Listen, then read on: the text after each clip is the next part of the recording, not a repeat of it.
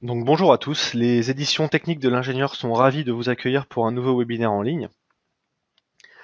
Le thème de la présentation qui va suivre est consacré à un sujet qui concerne tous les ingénieurs puisqu'il s'agit des économies d'énergie dans l'industrie.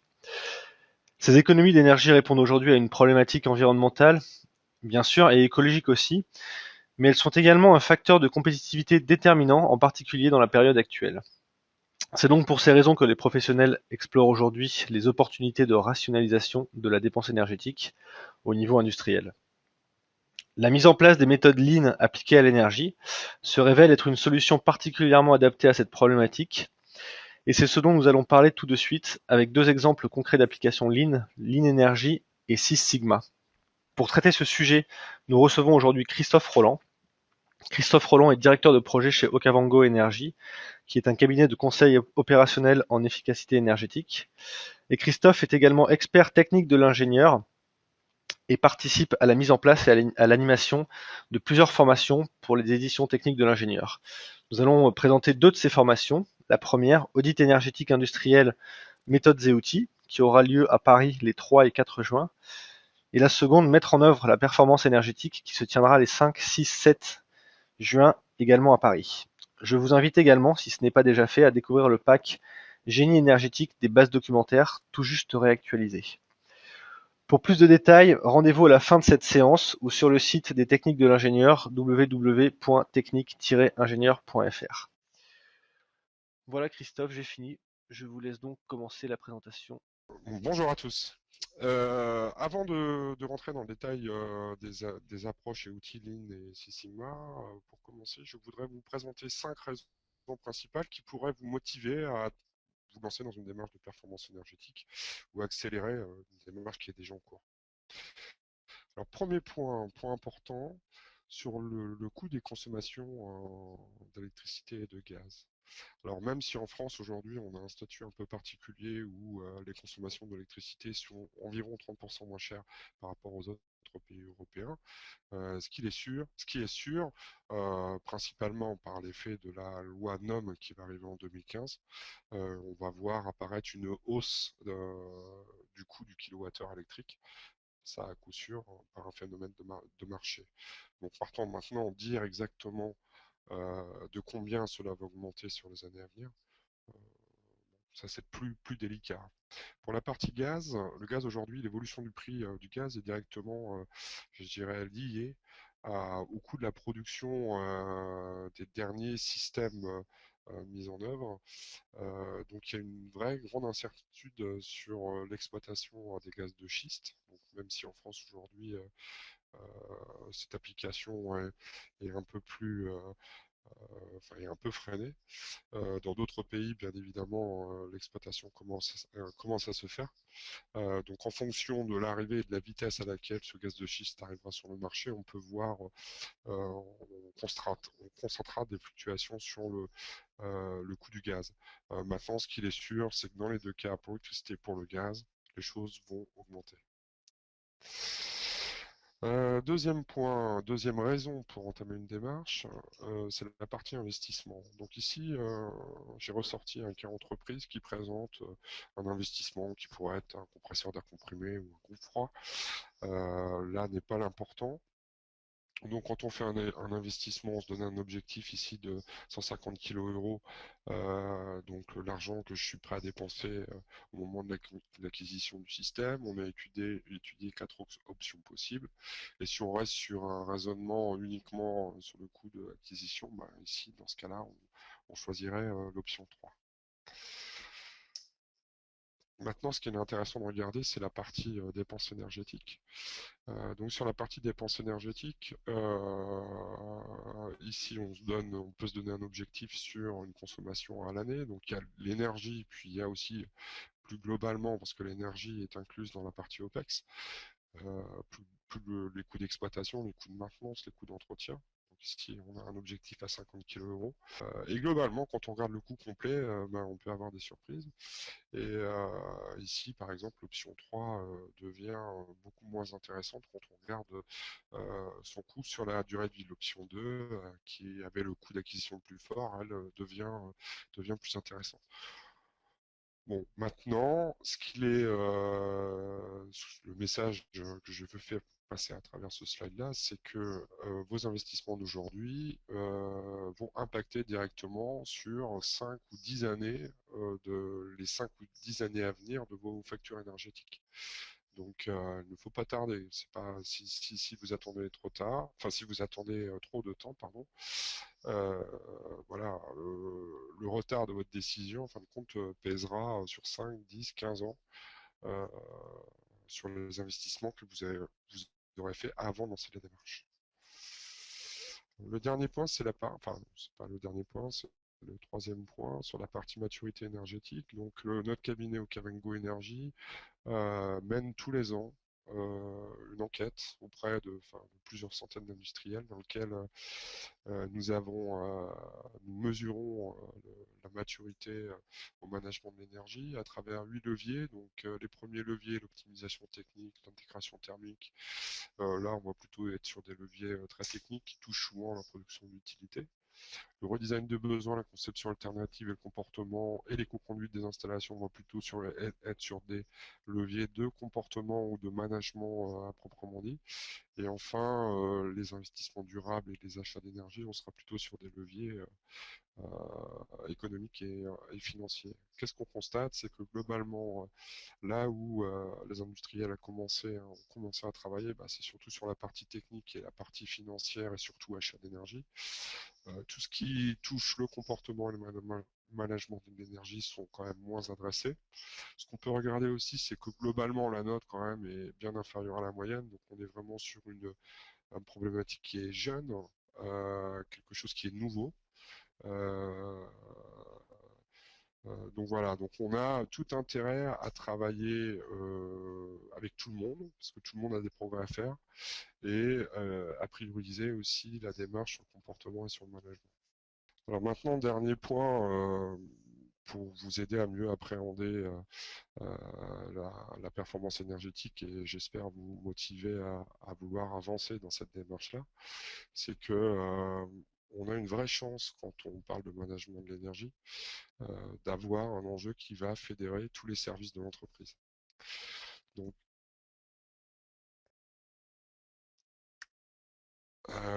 globalement, tout le monde est impliqué dans cette démarche, et étant donné qu'on s'appuie sur une démarche qui est quand même assez au goût du jour, on a une vraie possibilité de faire adhérer les équipes assez facilement dans ce type de démarche. Donc c'est une vraie opportunité de mener un chantier transversal qui va en fin de compte fédérer toutes les forces vives de l'entreprise. Alors bien souvent, la démarche énergie, on essaye de l'inclure dans la démarche développement durable. Et on vient en fin de compte apporter la possibilité aussi au développement durable d'avoir une vraie action chiffrée et d'avoir aussi des exemples chiffrés donc pour pouvoir communiquer sur des économies d'énergie. Ok, donc j'ai terminé la première partie au niveau des raisons ou des motivations que l'on pourra avoir à enclencher une démarche de performance énergétique. Maintenant, on va rentrer plutôt dans la partie méthode et outils.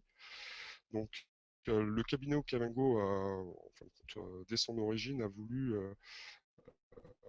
trouver une méthode originale pour adresser les économies d'énergie. Et quand on s'est posé la question de savoir qu'est-ce qu'il aurait été pertinent d'utiliser auprès des industriels, ben, très rapidement, on s'est dit, voilà, il y a deux techniques que les industriels maîtrisent très bien. C'est le Lean et le Six Sigma.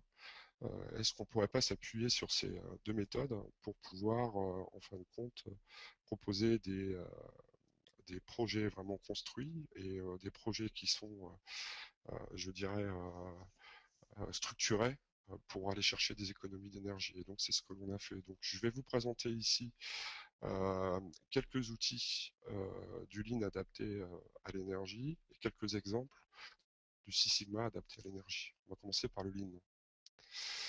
Alors, juste un bref rappel, le Lean, c'est quoi? Et ça fait quoi le Lean? Ben, globalement, le Lean, ici, vous l'avez sur quatre leviers au niveau des stocks. Quand on fait du Lean, eh ben, on va chercher à réduire les stocks au maximum et en même temps aussi essayer de régler un maximum de problèmes. Au niveau des équipements, on va chercher à avoir des équipements qui sont plus performants, avec des productivités plus fortes. Au niveau des hommes, ben, ça c'est un levier vraiment important au niveau du Lean, hein. Donc le Lean, pour rappel, on va prendre en compte deux piliers. Le premier pilier, c'est tout ce qui est chasse au gaspillage et partie amélioration de la valeur ajoutée. Et le deuxième pilier, qu'on peut appeler JDOKA ou autonomation, on va plutôt travailler avec les hommes pour les responsabiliser euh, et vraiment qu'ils reprennent la main sur les outils de process. Donc, suite à la Seconde Guerre mondiale, on était plutôt dans des démarches liées au terrorisme. Quand on veut mettre en œuvre du Lean, on va plutôt vers des lignes autonomes ou de la production en îlot. Le dernier point, c'est le bâtiment. Pour ceux qui ont déjà vécu une démarche Lean, il y a un ratio qui est incontournable, c'est le résultat euh, versus le nombre de mètres carrés d'usine ou le chiffre d'affaires versus le nombre de mètres carrés d'usine. Donc ce qu'on va faire, c'est qu'on va essayer de maximiser ou de densifier ou de rendre plus compact les process à l'intérieur d'une usine pour gagner en efficacité. Alors ici, vous avez exactement la même approche, mais adaptée au domaine de l'énergie. Donc premier levier, hein, les stocks. Donc bien souvent, quand on arrive chez les industriels, on peut constater qu'on a des réseaux compliqués qui ne sont pas toujours bouclés. On va avoir par exemple à droite à gauche des bonbonnes de stockage d'air comprimé, ou alors on va avoir de gros stockages d'eau glacée. Donc globalement, on a des réseaux qui sont compliqués. La démarche Lean adaptée à l'énergie, donc que nous on a appelé l'énergie, vise en fin de compte à rationaliser à la fois les réseaux et à diminuer aussi les encours et les stocks d'utilité pour essayer de baisser les consommations. Le deuxième point, étant donné qu'on est avant tout des experts du Lean, on travaille sur la partie performance des équipements. Donc, sans remettre en cause les niveaux de productivité atteints ou les évolutions possibles, on va avoir un autre regard sur les équipements qui va plutôt être un regard vu de l'énergéticien, où on va essayer d'améliorer la performance énergétique des différents équipements de production. Et pour ce faire, le premier levier qu'on utilise, c'est la réduction du gaspillage.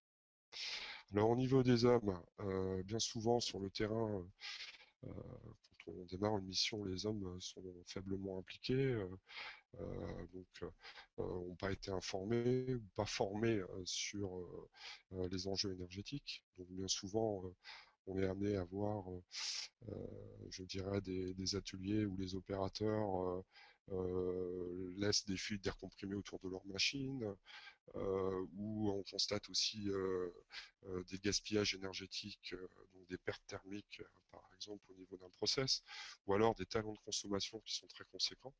Et tout ça ne gêne personne, mais ce qui est normal, parce que là, il y a une vraie démarche, il y a une vraie volonté quand on applique l'énergie à responsabiliser les hommes sur la partie énergétique. Et, donc là, vous avez deux petites vignettes qui vous montrent euh, quand on responsabilise les gens, il faut être capable à la fois de les former, mais aussi être capable de leur donner les moyens d'alerter et d'agir pour que les consommations d'énergie soient maîtrisées.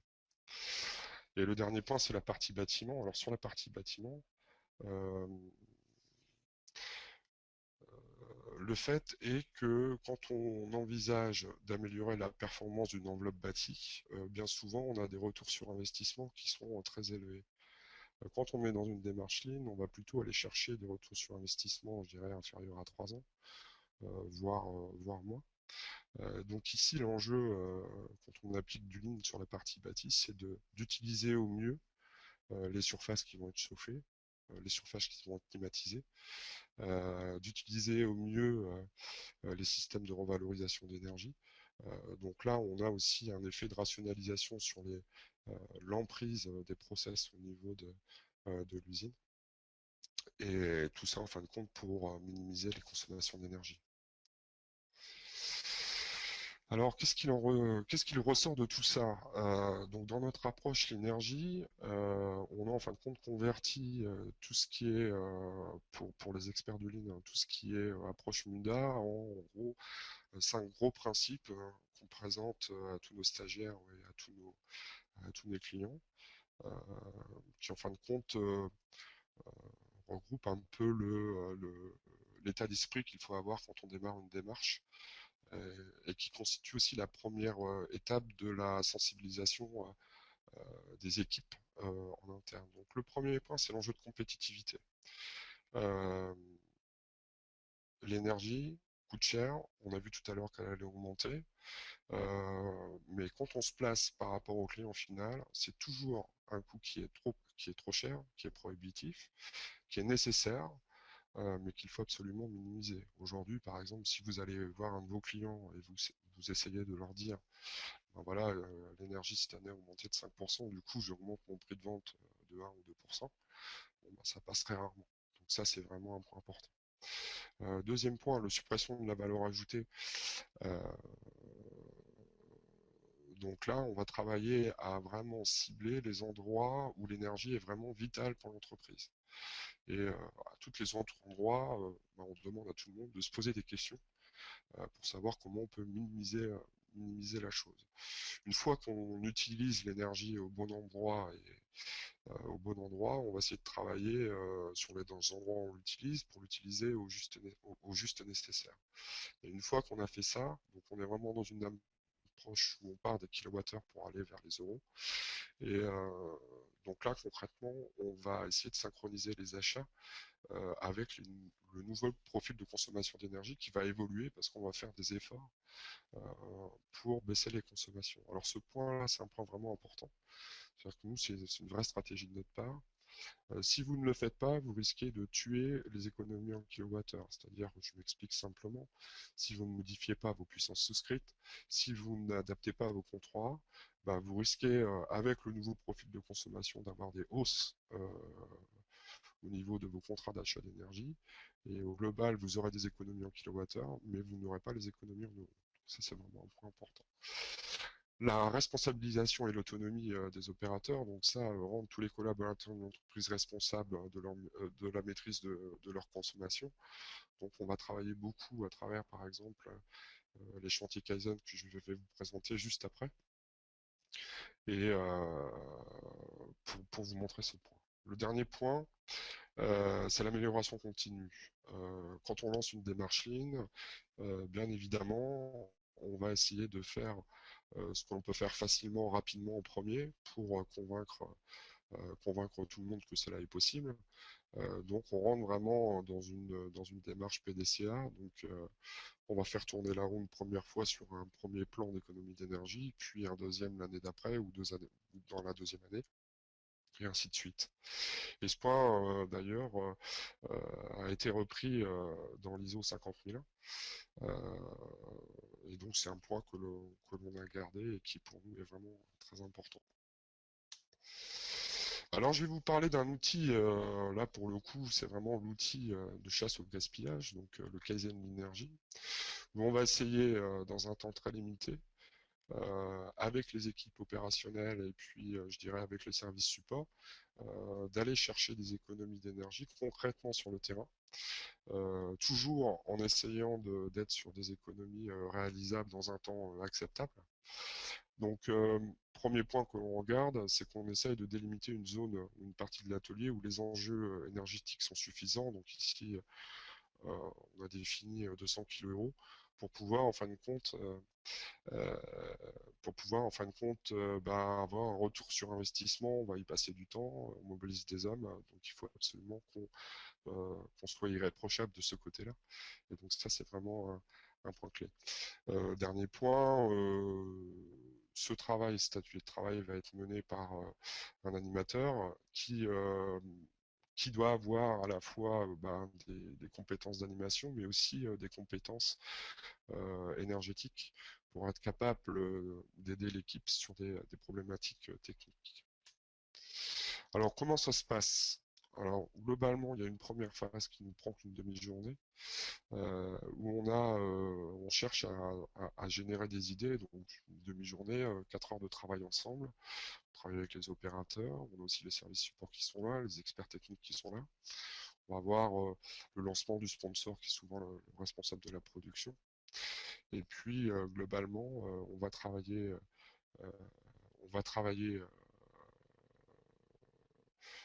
dans l'atelier pendant au moins 2 heures et demie et tout le monde aura, je dirais,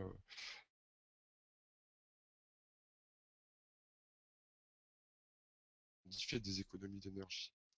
Une fois que la partie investigation dans l'atelier est terminée, on va remonter en salle, ça dure à peu près une demi-heure, et on va discriminer les idées sur un point très très très simple, qui est est-ce que l'action est réalisable dans les 4 semaines ou pas. À coup sûr, quand on répond oui, c'est qu'il y a peu d'investissement. Euh, donc en gros, on sort de ce type d'atelier avec une trentaine d'idées, une quinzaine sont réalisables dans les 4 semaines, et puis une quinzaine vont nécessiter une étude complémentaire ou plus approfondie du type diagnostic énergétique ou diagnostic thermique. Donc ça, on va pas le perdre, on va mettre ça dans une banque d'idées et on va adresser ces problématiques plus complexes grâce aux outils du système. Voilà pour cette partie-là. Donc ensuite, on suit je dirais, le chiffrage et la réalisation des actions dans les 4 semaines. Et puis tout à la fin, donc le plan de réalisation global est réalisable et validé. Et on va pouvoir communiquer sur les résultats. Alors ici, vous avez un slide qui vient d'un projet qui vous donne à peu près les ambitions qu'on peut avoir. Donc là, on était sur un périmètre d'à peu près 280 kg avec 29 actions à proposer. L'économie, vous voyez, on a été chercher 17% d'économie et un peu plus de la moitié est réalisable dans les 4 semaines. Vous voyez, on est sur des retours sur investissement qui sont inférieurs à 3 ans. Voilà. On a vraiment quelque chose qui est performant. Donc ça, c'est pour les résultats chiffrés. Autre point vraiment important, c'est quand on a un atelier comme ça où on fait travailler 7 ou 8 personnes, à la fin de l'atelier, on a des vrais ambassadeurs pour la démarche de management de l'énergie, des gens qui sont motivés et qu'on pourra aller revoir par la suite pour pouvoir enclencher vraiment la démarche.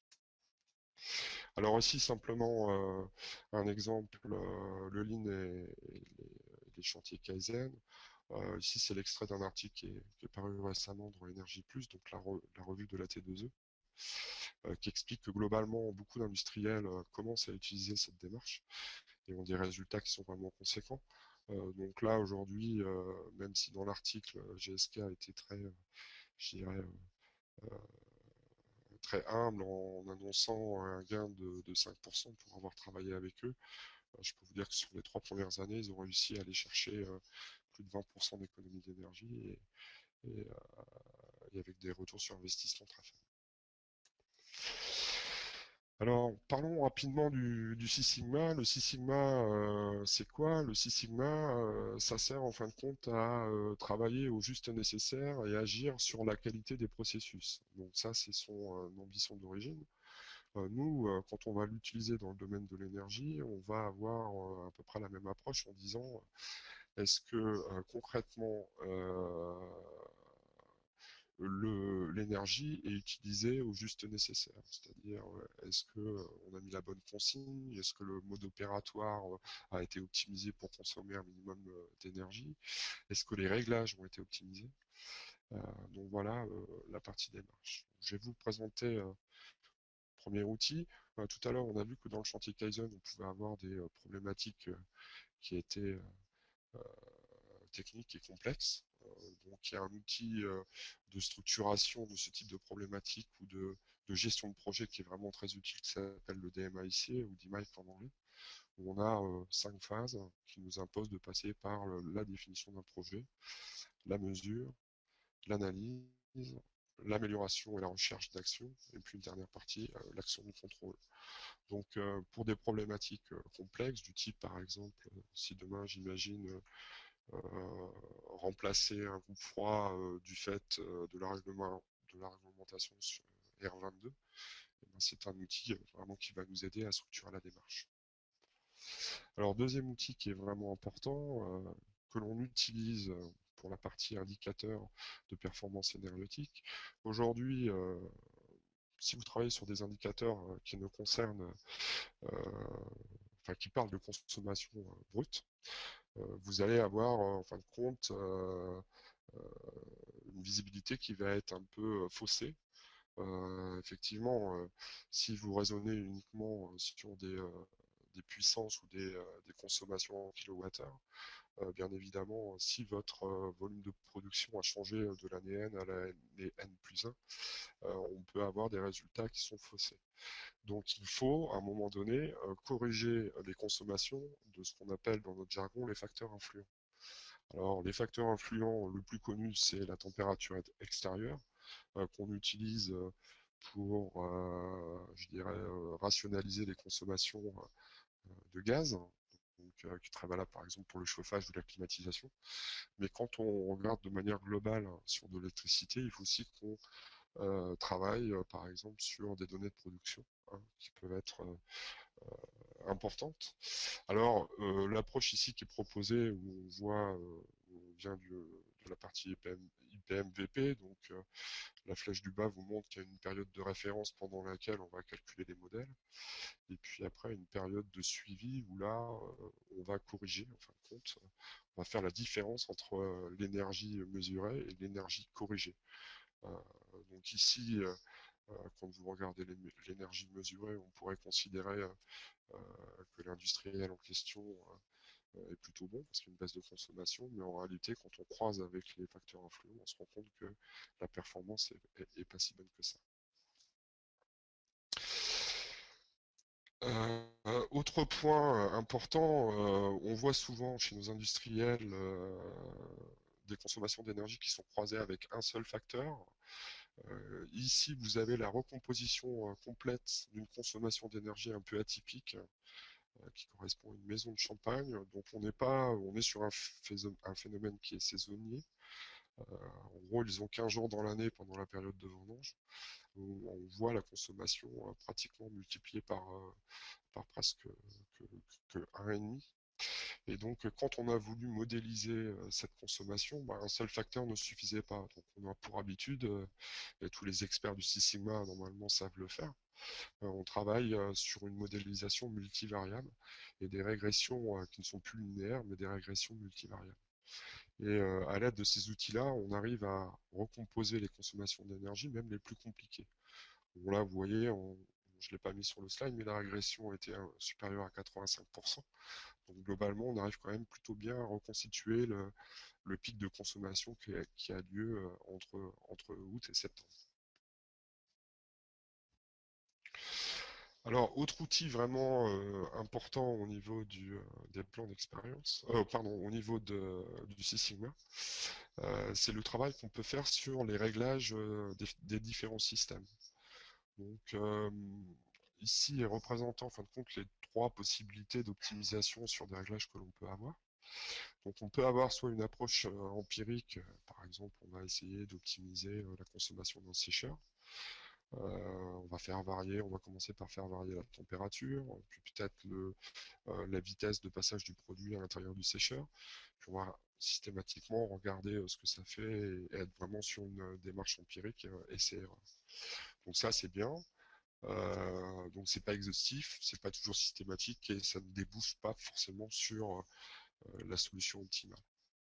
Le deuxième approche aujourd'hui qu'on voit beaucoup et qui est souvent nécessaire, c'est l'approche par modélisation, donc mise en équation du process. Alors cette approche-là, aujourd'hui, c'est une approche qui est intéressante parce qu'elle ne va pas modéliser le process en question sur je dirais, pour faire des essais. Il n'y a pas de risque pour le process, donc ça c'est vraiment un point important. Et puis par contre, au niveau des inconvénients, c'est que on n'aboutit pas toujours parce que tous les process ne peuvent pas forcément être mis en équation. Donc on peut souvent travailler longtemps sans aboutir.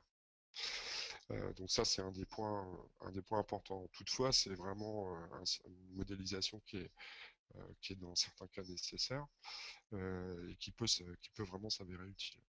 Donc nous, on prône enfin on le fait aussi, la partie modélisation de process, mais il y a une autre voie possible qui est l'approche par les plans d'expérience, où là, en gros, on va construire un plan basé sur un process existant. On va avoir une phase d'expérimentation et les gros avantages de cette démarche-là, c'est qu'à la fois on arrive à aboutir à une solution optimale et puis on a une vraie montée euh, je dirais des connaissances de l'industriel sur le système qu'on est en train d'étudier. L'inconvénient de ces systèmes-là, on n'est pas sur une modélisation souvent qui est continue. Si on veut faire de la régulation, on a un peu plus de mal que par rapport à la partie, enfin au premier levier qui est la modélisation de process. Donc juste pour faire un focus rapide sur la partie plan d'expérience, si je vous ai représenté les 6 étapes clés par rapport au plan d'expérience. Bon, donc, première étape, on va formaliser le problème, hein, bien évidemment, de quoi il s'agit, quel objectif et où on veut aller. Deuxième étape importante avec les experts du terrain, on va essayer de pré-identifier les facteurs qui peuvent avoir une influence sur le résultat. Alors souvent les résultats, quand on parle de performance énergétique, on va observer plusieurs résultats en même temps. Donc bien sûr les résultats qui vont avoir un impact sur la consommation d'énergie, mais on veut baisser la consommation tout en gardant un niveau de productivité acceptable et un niveau de qualité irréprochable. Donc souvent on regarde les trois résultats en même temps. Donc on peut être amené en fin de compte à compléter la liste de facteurs entrants pour être capable de regarder ces trois résultats en même temps. Ensuite, il y a la construction du plan. Donc on ne travaille pas avec des plans complets parce qu'on veut minimiser le nombre d'essais. Donc on travaille directement avec les tables Taguchi. On réalise les essais. Une fois que les essais sont réalisés, on va en faire une analyse graphique et statistique. Et puis on va proposer un optimum qu'on va confirmer euh, par un essai de confirmation. Et puis faire un bilan et former les hommes enfin les opérateurs, sur les nouveaux euh, règles de travail ou sur le nouveau mode opératoire de travail. Donc cette approche, bien souvent, permet d'avoir des résultats vraiment conséquents. Le dernier exemple en date que l'on a fait sur un sécheur de sel, on a réussi à baisser les consommations de plus de 20%. Euh, sans, euh, sans aucun investissement, hein, simplement en travaillant sur les 4 ou 5 réglages clés du système. Euh, et, et, et, voilà en termes de résultats. Bon, en guise de conclusion, avant de repasser la parole donc à Pierre, euh, je dirais le Lean et le Six Sigma, j'espère que j'ai réussi à commencer à vous convaincre, sont vraiment adaptés pour la performance énergétique. La vraie force de ce système-là, c'est que contrairement à des approches un peu plus techniques, où on va regarder en premier les utilités, puis descendre jusqu'au process. Ici, on travaille à l'envers. On commence à regarder ce que font les hommes, les process, et puis on va remonter jusqu'aux utilités. Donc c'est aussi pour ça qu'on exploite de nouveaux gisements, pas toujours été, je dirais, adressés par les industriels, et c'est aussi pour ça qu'on arrive à avoir des résultats souvent qui dépassent la dizaine de pourcents. Eh bien, merci Christophe. Donc la présentation est maintenant terminée. Je vais rapidement vous rappeler les formations que les techniques de l'ingénieur proposent en collaboration avec Christophe Roland et Okavango. Donc elles sont au nombre de 5. Donc on a déjà audit énergétique industriel, méthodes et outils, dont je vous ai donné la date au début de la séance. Mettre en œuvre la performance énergétique. Ensuite, au niveau ingénieur énergie, les nouvelles pistes d'innovation industrielle. Technologie de production des utilités, air comprimé, vapeur, chaud-froid. Et enfin, on en a parlé il y a quelques minutes, réaliser un chantier Kaizen Énergie, chasse au gaspillage énergique dans l'industrie. Je vous rappelle également que les éditions techniques de l'ingénieur vous proposent des bases documentaires, et à l'intérieur de ces bases documentaires, le pack génie énergétique qui vient d'être mis à jour. Voilà. Donc, Christophe, on va passer aux questions. Donc, alors la première question, qui était un peu sur un retour un peu sur tout ce qui était lean. On a l'impression qu'une grande partie des économies d'énergie dont vous parlez ne nécessite aucun investissement. Est-ce le cas dans la plupart des projets sur lesquels vous travaillez? Alors, sur nos projets, effectivement, dans la phase, tout de suite dans la phase de diagnostic, on essaye de réaliser un ou deux chantiers Kaizen de référence et systématiquement, on arrive à trouver des économies d'énergie. Donc, je vais vous donner quelques exemples assez simples pour que vous visualisiez les choses. Bien souvent, par exemple, chez les industriels, on peut avoir dans un atelier euh, plusieurs machines qui font exactement la même tâche. On peut avoir une machine, par exemple, qui est très récente, et puis trois machines qui sont un peu plus anciennes. Ben, on va déjà regarder sur la machine très récente si elle consomme moins d'énergie par rapport aux machines les plus anciennes. Et si c'est le cas, on va veiller à ce que la charge de production soit bien au maximum de la possibilité de cette machine moins énergivore. Ça, c'est un premier exemple assez simple. Deuxième exemple possible, on va travailler sur, par exemple, le stockage des produits en amont d'un processus. Bien souvent, on a des démarches de réduction des stocks qui ont été menées chez les industriels. Donc le process a évolué, la taille du stock a évolué, mais tout ce qui est utilité, chambre froide, production d'air comprimé, lui est resté fixe par rapport à cette évolution de process. Donc assez facilement, on arrive à, en réajustant la capacité utilité avec la capacité process, à faire des économies sans trop investir. D'accord. On va passer à une seconde question. Donc, on a beaucoup de questions qui concernent directement le lean energy. Alors, bon, on va les poser les unes à la suite des autres, hein. Première question, comment calcule-t-on le Lean Energy Index? Alors, la partie que vous avez vue au début, en fin de compte, on a un questionnaire qui est, enfin une interview qui est faite des industriels, donc c'est une interview qui se fait par téléphone, dans lequel on a une bonne vingtaine de questions. Et puis, en fonction de la réponse à ces différentes questions, bon, on va avoir une note qui va être affectée.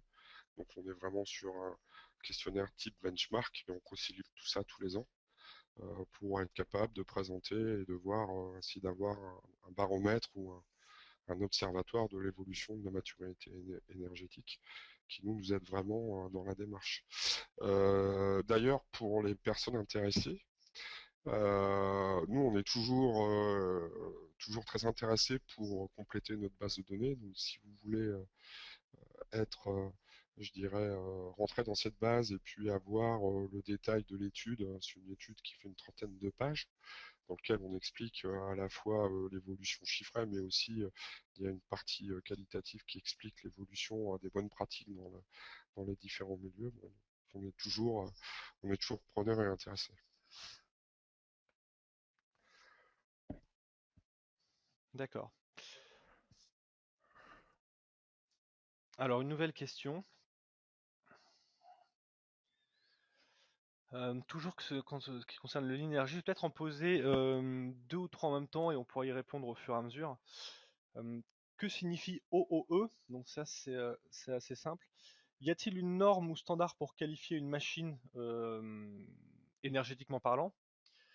Et dernière question, connaissez-vous la part de l'énergie en pourcent dans les frais de fonctionnement des entreprises manufacturières en France?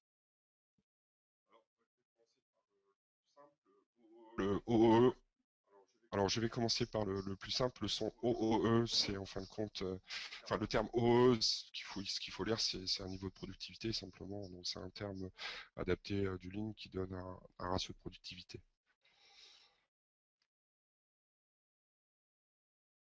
La deuxième question. Y a-t-il une norme ou standard pour qualifier une machine? Alors, contrairement à ce qu'on peut avoir sur l'habitat ou les bâtiments tertiaires, aujourd'hui, à notre connaissance, il n'y a pas de standard au niveau des machines industrielles, hein. peut y avoir des standards au niveau je dirais, euh, des équipements ménagers, hein. Bien souvent, quand on achète un frigo, aujourd'hui, tout le monde regarde l'étiquette pour savoir si le frigo il est A+, ou AA+. Pour les machines, c'est pas le cas. Alors pour l'informatique, il y a des standards qui existent, différents standards, mais pour les process industriels, à notre connaissance, il n'y en a pas. Euh, Toutefois, c'est quand même intéressant d'être capable de construire son propre étiquetage énergétique, parce que c'est un outil vraiment qui est important pour sensibiliser les gens et facilement repérer les machines les plus énergivores. D'accord. Euh, Est-ce que vous pouvez nous dire comment le Lean Energy peut intervenir dans l'énergétique au niveau du bâtiment, c'est-à-dire dans tout le cycle de vie du bâtiment, conception, fabrication, utilisation, maintenance et aussi démolition? Alors c'est une question vraiment intéressante. Nous, à l'origine de notre cabinet, on a surtout travaillé sur les process et depuis peu, maintenant, on travaille sur le bâtiment. Parce qu'un de nos clients nous a challengé, il nous a demandé, en fin de compte, d'identifier toutes les actions possibles avec des retours sur investissement inférieurs à 2 ans. Donc là, on va plutôt être sur quoi? On va être sur de la conduite d'installation, sur du comportement, sur de la rationalisation. Donc comment on a par exemple proposé une bonne vingtaine d'actions. Donc je vais vous en citer quelques-unes. Donc on parle uniquement bien sûr de bâtiments industriels. Euh, Par exemple la mise en place de rideaux d'air chaud sur euh, les portes logistiques à rouleau. Bon, ben ça c'est un point où on sait que le retour sur investissement est inférieur à 3 ans. Le fait de segmenter les espaces avec des systèmes de cloison mobile aujourd'hui qu'on peut trouver sur le marché, ça permet en fin de compte de chauffer le volume nécessaire et juste au bon endroit. Le fait d'avoir par exemple un programme de maintenance curative efficace pour par exemple remplacer les fenêtres, euh, réparer les problèmes d'étanchéité, ça on sait aussi que c'est une action pour nous qui est recevable. Et puis, on travaille aussi, quand on parle de Lean, dans la partie conception bâtiment. Euh, donc, bien souvent, nos industriels n'ont pas le réflexe d'optimiser, euh, je dirais, leurs idées de modification de process pour qu'ils aient un impact énergétique plus faible. Je prends un exemple assez simple. Vous avez une zone de stockage dans laquelle on veut mettre une climatisation pour une raison X ou Y. Qu'est-ce qu'on va faire? On va climatiser toute la zone. Nous, ce qu'on dit, c'est que si on veut vraiment être dans l'esprit du Lean, avant de climatiser toute la zone, ben, on va déjà essayer d'optimiser les mètres carrés et les surfaces en question. Donc, on va regarder les taux de chargement, la rotation des stocks, etc., etc. Puis bien souvent, on se rend compte que la climatisation, bah, elle est nécessaire que sur la moitié ou le tiers de la surface. Et là, vous faites baisser vos consommations de la moitié ou du tiers directement. D'accord. Une dernière question sur le Lean Energy. Comment peut-on intégrer ou associer l'innovation et la R&D, la recherche et développement, au Lean Energy? Y a-t-il un moyen? Quelles sont les méthodes pour faire ça?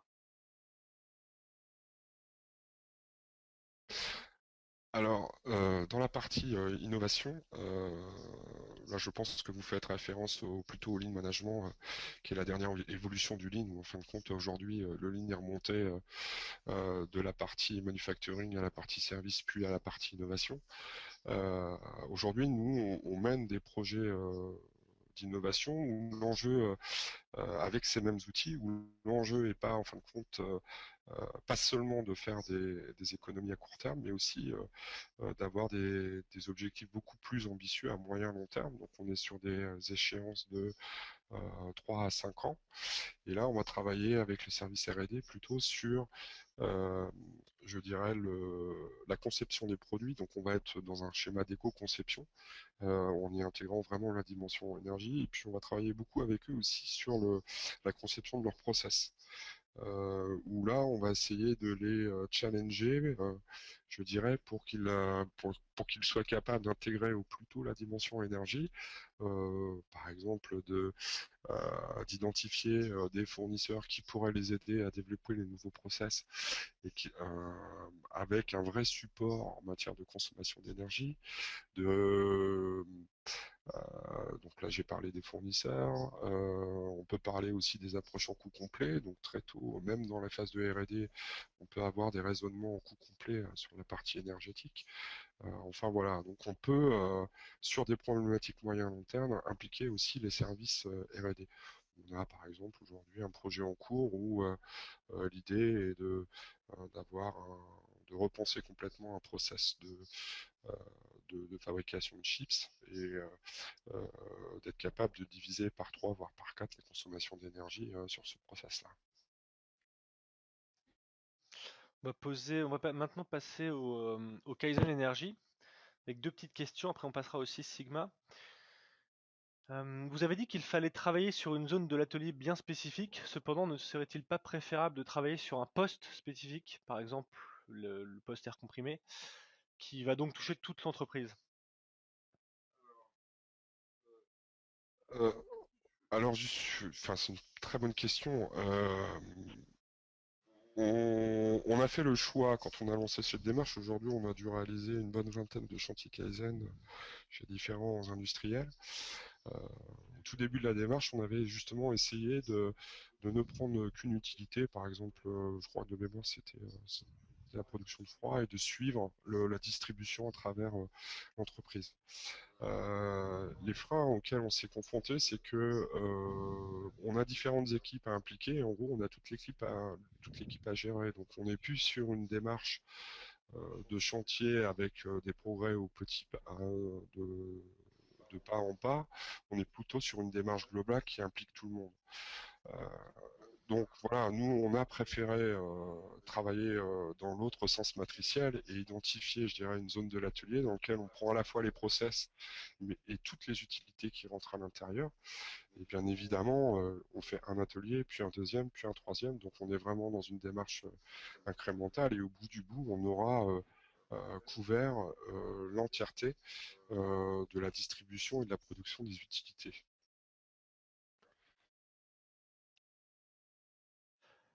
Dernière question sur Kaizen Energy. Quel est le ROI d'un chantier Kaizen Energy en tant que tel, comprenant le prix de l'intervenant? Et les gains sont-ils faits uniquement en énergie ou l'énergie est-elle seulement un effet collatéral des chantiers que vous menez?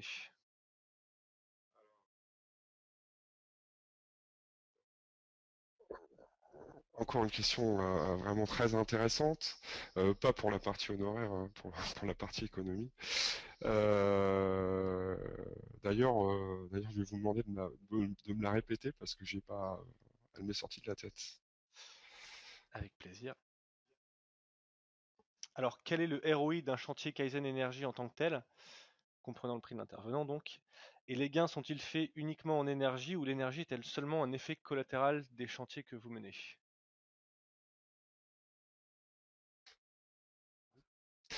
Alors, les retours sur investissement que l'on peut avoir au niveau global d'un chantier Kaizen sont toujours inférieurs à 3 ans. Et dans la plupart des cas, on navigue entre 1 et 2 ans. Mais ce qu'il faut voir, c'est que dans la trentaine d'actions qui est proposée, on va avoir à peu près la moitié où on va être sur des retours sur investissement inférieurs à 1 an. Ça, c'est le premier point. Le deuxième point, comme je l'ai dit lors de la présentation, l'enjeu, c'est vraiment de montrer que c'est possible. Donc, à la fois, l'enjeu économique est vraiment important, mais il y a un enjeu de management qui l'est encore plus. Euh, En montrant par l'exemple sur une zone bien délimitée, c'est comme ça qu'on arrive à vraiment lancer une vraie dynamique. Maintenant, en matière de retour sur investissement et des honoraires de la personne qui va mener ça, je ne vais pas vous répondre sous forme chiffrée, mais plutôt sous une réponse globale. Les retours sur investissement et nos honoraires globalement, n'augmente pas le retour sur investissement si vous les intégrez dans la démarche au-delà de 3 ans. Alors, dernière question, c'est est-ce qu'on cherche des gaspillages au niveau de la partie productivité qualité et ça a un effet sur l'énergie? Ben non, c'est plutôt l'inverse, c'est-à-dire qu'on va chercher des économies d'énergie, donc on va parler vraiment d'énergie. Et bien souvent, en parlant d'énergie, on va avoir des effets de bord sur la productivité et sur la qualité. Mais on n'est pas dans une démarche, voilà, cette démarche, elle est faite par des énergéticiens à la base. Donc, le point d'entrée et la vision importante, c'est la partie énergie. Et des effets de bord, on en a toujours, parce que quand on cherche à optimiser le fonctionnement d'un système, ben, on en profite aussi pour régler d'autres problèmes. Donc on arrive à optimiser dans certains cas la qualité, voire la productivité. Merci. On va passer rapidement à deux questions sur le Six Sigma. Il est 11h53, donc on va encore faire 6 ou 7 questions. Donc les plans d'expérience sont-ils compatibles avec une approche rapide telle que présentée initialement au niveau du Six Sigma? Quand on est sur quand on est sur du Six Sigma, on est plutôt sur des démarches qui sont plus complexes, hein, techniquement plus complexes, qui se déroulent, je dirais, sur des phases un peu plus longues, hein. Sur un chantier Kaizen, on va plutôt être sur un délai global d'à peu près 2 à 3 mois, enfin 2 mois, on va dire, réalisation incluse. Sur un chantier Six Sigma, on va plutôt être sur euh, je dirais des horizons de 4 à 6 mois. On est plutôt sur des problématiques un peu plus complexes. Et donc, le plan d'expérience, enfin la façon dont nous on l'utilise, en fin de compte, on va réussir à faire une optimisation, mais ça va nous prendre à peu près entre 3 et 4 mois.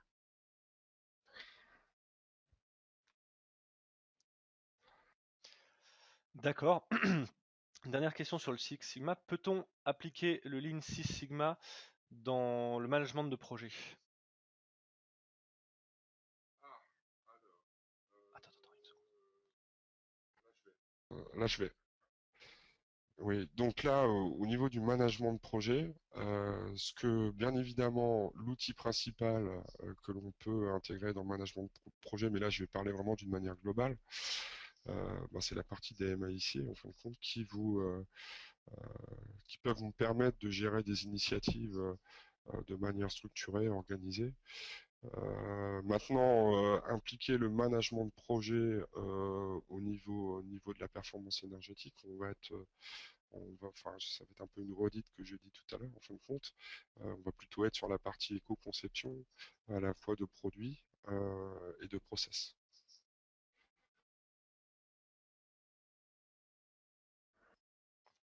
Ok. On va passer à des questions un peu plus générales pour terminer. Il nous reste 5 minutes. Alors, première question. Est-ce que vous agissez sur des sites vierges en termes de démarche énergétique ou plutôt sur des sites qui ont déjà travaillé sur ce type de démarche? Alors, il se trouve qu'on travaille, on a tout un panel, en fin de compte, d'industriels, des gens qui partent pratiquement de zéro, où là, on est vraiment sur premiers pas d'une démarche, et on travaille aussi avec, d'ailleurs, dans ce cas-là, quand on parle par exemple de PME, parce qu'on a aussi beaucoup de clients qui sont des PME, euh, tous les outils que je vous ai présentés je dirais, sont adaptés pour les PME. Donc on sait que le Lean et le Six Sigma sont pas toujours appliqués dans ce type de société. Donc on va s'appuyer sur les mêmes principes, mais on a tout un lexique et toute une traduction de la démarche qui est adaptée au monde des PME. Donc oui, on peut le faire. Et puis le deuxième point, comme je l'avais présenté sur le premier slide, euh, pour des gens un peu plus matures, qui ont par exemple déjà travaillé sur la partie optimisation technique, qui sont clairs au niveau du comptage énergétique, et puis qui ont déjà mis sous contrôle la partie achat d'énergie, ben, dans ce cas-là, on va prioriser toute la partie comportement, éco-conception, investissement. Et là, on va orienter notre action plutôt sur ces leviers-là. Donc, on peut avoir une démarche globale en partant de zéro, où on peut raccrocher une démarche déjà existante pour compléter des leviers qui n'auraient pas été exploités. On va encore prendre 2 questions. Première question un peu sectorielle. Avez-vous des expériences dans le domaine de la fabrication d'aliments pour animaux d'élevage? Et si ce n'est pas le cas, pourriez-vous nous donner quelques exemples ou pistes d'économie d'énergie à ce niveau-là? Alors, euh, il se trouve que vous avez en fin de compte mis dans le mille parce que notre société fait 80% de son chiffre d'affaires dans l'agroalimentaire. Donc oui, on a déjà travaillé dans tout ce qui est industrie de production d'ingrédients pour les animaux. Les exemples, je pourrais vous en donner quelques-uns. Tout ce qui est rationalisation, par exemple, des systèmes de production de vapeur, tout ce qui est rationalisation de la fabrication des recettes, tout ce qui est rationalisation des espaces climatisés ou en température dirigée. Voilà ici quelques exemples qui illustrent mon propos, qui pourront peut-être vous aider. Merci. Une dernière question assez large. En résumé, pourriez-vous nous dire comment intégrer dans une entreprise la solution que vous proposez? Attends.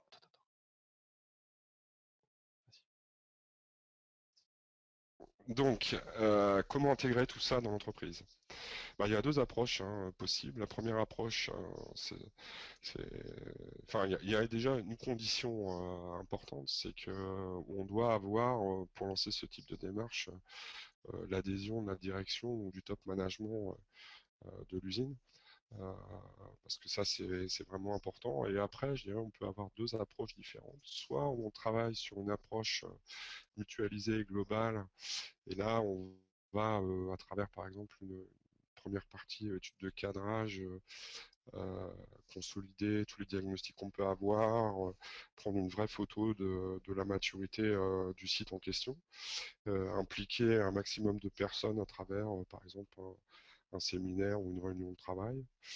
Et puis après, choisir des chantiers pilotes. Donc on peut commencer par exemple par des pilotes Kaizen qui tout de suite vont apporter des résultats et montrer que cela est possible. Et puis après, enclencher avec des initiatives un peu plus complexes. Donc ça, c'est la première possibilité. Donc on est vraiment sur une démarche plutôt top-down. Autre possibilité qu'on fait beaucoup dans les PME, ben, on rentre par la petite porte, on lance un premier chantier sur une partie de l'atelier, on prouve que c'est possible, et puis après on va généraliser à d'autres ateliers et petit à petit, on va engranger nos économies d'énergie. Et puis au bout du bout, ben, on arrivera à optimiser 100% des consommations de l'atelier. Donc les deux approches, soit top-down, soit bottom-up, sont possibles. Très bien. Eh bien, merci Olivier. On va arrêter là pour les questions. On a eu l'occasion d'en traiter une bonne partie. Christophe, je vous remercie d'avoir participé à ce webinaire.